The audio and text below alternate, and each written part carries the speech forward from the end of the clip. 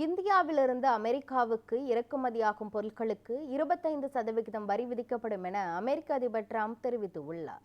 அமெரிக்காவின் பரஸ்பர வரிக்கான காலக்கெடு நேற்றுடன் முடிந்த நிலையில் உலகின் 70 நாடுகளுக்கு அமெரிக்க அதிபர் டிரம்ப் புதிய வரி விதிப்பு விகிதங்களை அறிவித்துள்ளார்.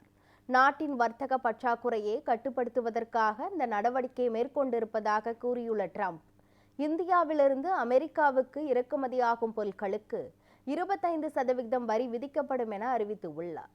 சிரியாவுக்கு அதிகபட்சமாக 41% வரி விதிக்கப்பட்டுள்ளதாகவும், தைவானுக்கு 20%, தென்னாப்பிரிக்காவுக்கு 30%, கனடாவுக்கு 35% வரிகள் அறிவிக்கப்பட்டு உள்ளன.